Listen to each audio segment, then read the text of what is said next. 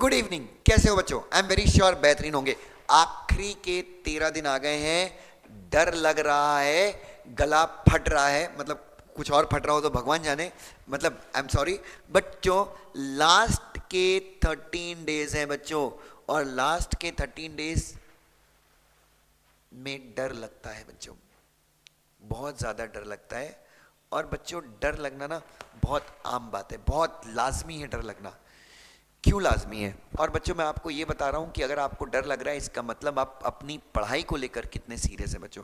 बच्चों डर क्यों लग रहा है? जिस इंसान ने पढ़ाई नहीं करी है, जिस इंसान ने साल भर मस्ती की है, वो अभी निडर है बच्चों। वो 4 घंटे भी पढ़ रहा है ना, और वो एकदम निडर होकर घूम रहा है बच्चों। बच्चों आपको क्यों डर लग रहा है? आपके मन में घबराहट क्यों है बच्चों? इसीलिए है क्योंकि आपको डर लग रहा है कि यार मैंने इतनी मेहनत करी है, मैंने इतनी पढ़ाई की है, एग्जाम में कहीं कुछ उल्टा ना हो जाए बच्चों। तो सबसे पहली चीज तो अगर आपके मन में डर है तो मैं बोलता हूँ ये बहुत पॉजिटिव चीज है। आपको बिल्कुल बिल्कुल बिल्कुल कोई टेंशन नहीं लेना चाहिए, ठीक है? डर है, बस डर तो सबको लगता है बच्चों, ठीक है? मैं पूना छोड़ के इंदौर आ गया बच्चों, डर तो मुझे भी लगा था। अब इसका मतलब ये थोड़ी ना कि डर के चक्कर में अपनी क्लास लेना बंद कर दूं। कर्म है, कर्म तो करना पड़ेगा बच्चों, मेहनत तो करनी पड़ेगी, क्योंकि अपन बच्चों अपन लोअर मिडिल क्लास फैमिली के लोग हैं, अपन मिडिल क्लास फैमिली के लोग हैं। सो हमारी जिंदगी में बच्चों कोई ऑप्शन नहीं है, we have to keep going. अच्छा लग रहा है तो काम करना है, बुरा लग रहा है तो काम करना है, किसी ने दिल दुखाया है तो काम कर रहा है, जेब में पैसे हैं तो काम करना है, जेब में पैसे नहीं है तो काम करना है बच्चों।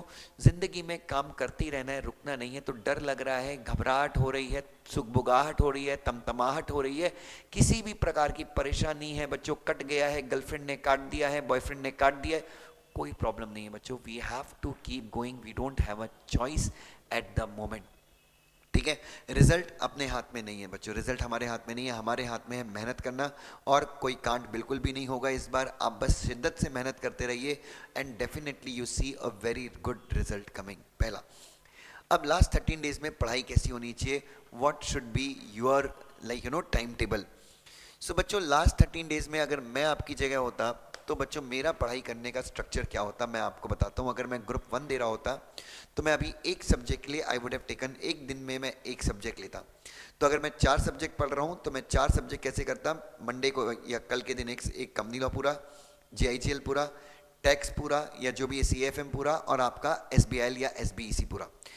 4 दिन में मेरे 4 सब्जेक्ट होते हैं, ठीक है? अब आप बोलेंगे नहीं सर ये पूरा नहीं हुआ, ये तो 80% होगा, ये भी 80% होगा। कोई नहीं, जो नेक्स्ट 4 डेज, 4 दिन में आपका एक रिवीजन खत्म हो गया, उसके बाद जो अगले 4 दिन है बच्चों, तो 4 दिन हो गए, तो 5वें से जो 8वां दिन है उसमें ये 20% से आप पढ़ना शुरू करो और आप बाकी का 80% करने की कोशिश करो, ठीक है? तो 8 दिन हो गए, अब आपके पास बच गए मात्र 5 दिन। अब बच्चों 8 दिन के बाद आपको क्या करना है? दिन में 2 सिटिंग में 2 सब्जेक्ट लेने, 4 सब्जेक्ट पहले और 4 सब्जेक्ट बाद में, ठीक है? तो 2 सिटिंग में आपको क्या लेना है बच्चों? 2 सब्जेक्ट लेने हैं बच्चों, और आपको कोशिश करना है 6-6 घंटे में मुझे पूरा सिलेबस खत्म करना है, ठीक है? तो 2 सब्जेक्ट एक दिन, 2 सब्जेक्ट अगले दिन, तो आपके कितने दिन हो गए? 8 + 2 डेज हो गए। और सेम आपको अगले 2 डेज में, मतलब जो अगले 2 डेज है वहां पे भी आपको सेम चीज करना है, दिन में 2 सब्जेक्ट लेना है। तो ऐसे अगर आप करेंगे बच्चों तो आप देखेंगे कि आपका क्या हो जाएगा बच्चों, कम से कम at this point of time also you can do 3 revisions. But आपको बच्चों इस केस में बहुत ज्यादा निडर और बहुत हिम्मत के साथ काम लेना पड़ेगा। जो बच्चे बोथ ग्रुप दे रहे हैं उनको 13 दिन कैसे यूज करना है? 8 दिन में तो आप एक एक दिन में 8 सब्जेक्ट कर लो, और दूसरा जो अगले 5 दिन बचते हैं उसमें बच्चों आने वाले 4 दिन में आप क्या कीजिए? दिन में 2-2 सब्जेक्ट करके आप कीजिए। और जो 5वां दिन होगा वो एग्जाम के एक दिन पहले क्या करना है बच्चों मैं आपको जरूर बता दूंगा, ठीक है? कंपनी लॉ में अगर आपको अभी भी डर लग रहा है तो इस संडे को सुबह 10 बजे मेरा एक मैराथन है जिसमें मैं पूरे डायरेक्टर के सेक्शन 149 से लेकर 205 तक के कवर करने वाला हूँ, प्लस उसमें ढेर सारी मैं राइटिंग प्रैक्टिस भी करवाने वाला हूँ। आप उसमें आ सकते हैं, लेकिन अगर आपको एग्जाम के एक दिन पहले या एग्जाम के टाइम पे लगता है कि 10-12 घंटे दुष्यंत सर के साथ रहना ठीक नहीं है, मुझे पढ़ाई करनी चाहिए, तो आप वैसा भी कर सकते हैं, कोई कंपल्शन नहीं है। बट बच्चों मुद्दा यही है कि आपको हिम्मत नहीं हारनी है, you have to keep going. This is the time table that I have given with you, you can definitely follow this time table. और याद रखो बच्चों, मैं आपके साथ हमेशा हूं, I am there with you, ठीक है? आपको कोई भी डाउट हो, कुछ भी प्रॉब्लम हो, आप मुझे कांटेक्ट कर सकते हैं। 4 × 8 30, 4 × 6 मेरा नंबर है। बिल्कुल हम आपके साथ हैं। God bless you, love you.